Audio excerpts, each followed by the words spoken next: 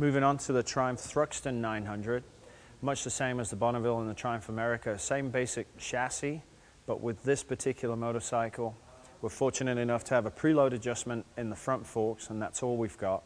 So you'd be looking at upgrading springs and changing to 10 or 15 weight oil in the front. And in the back, we've got a pair of very traditional shocks with springs. Those are preload adjustable only. Now, there obviously are aftermarket shocks available for this bike as well, where you can upgrade the suspension components if this is something you want to get a little bit more aggressive with in terms of canyon and maybe even go into the track. Accolade Motorsports, your source for BMW, KTM, Triumph, and MV Agusta motorcycles. Accolade Motorsports. So now we'll have Dave help us with a free sag on the Thruxton. Go ahead, pick her up. Keep going. One more time, because there's more than that there. That's good on the fender.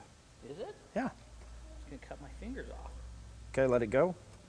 So we got 3/4 of an inch of free sag on this one. So we're at 17. Jump on.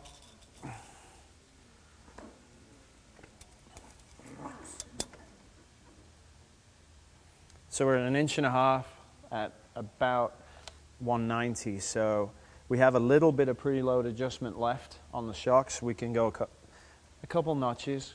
So that would actually work out for the street and some canyon riding really well in the back.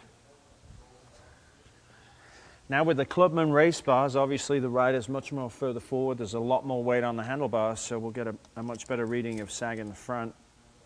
And we're at 4.5 inches, so it appears to be very stiff in the front. However, the springs in this, we know from working with them on the track and the street, are actually fairly soft. So we'd end up adding a lot of preload to the front. And again, most of this is due to the riding position where the bulk of the weight is a little further back off the front end. Now with Haley on the bike, we should obviously see a little less sag. And we're right on 1.25 inches. So surprisingly, even 40 pounds lighter, we're really not losing that much in sag. So we've lost 1/4 inch. So again, we have some adjustability to soften the back up. So this will be fine.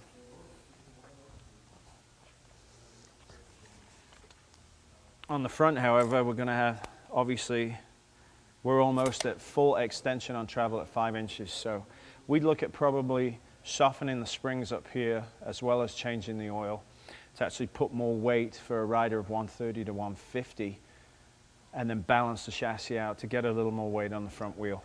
Now with Chris on the bike, we're obviously going to see a lot more sag on the back of the bike, and we're almost at 2 inches. So obviously we either go to aftermarket shocks for the back of these, or if the spring's available, just swap the springs out.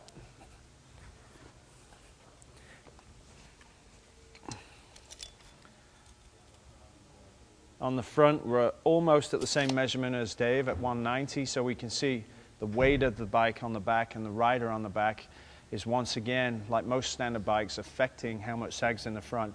Given his weight, we would of course upgrade the springs in this bike and the oil to probably 20 weight, so that when he's braking, the transfer of weight is not so rapid.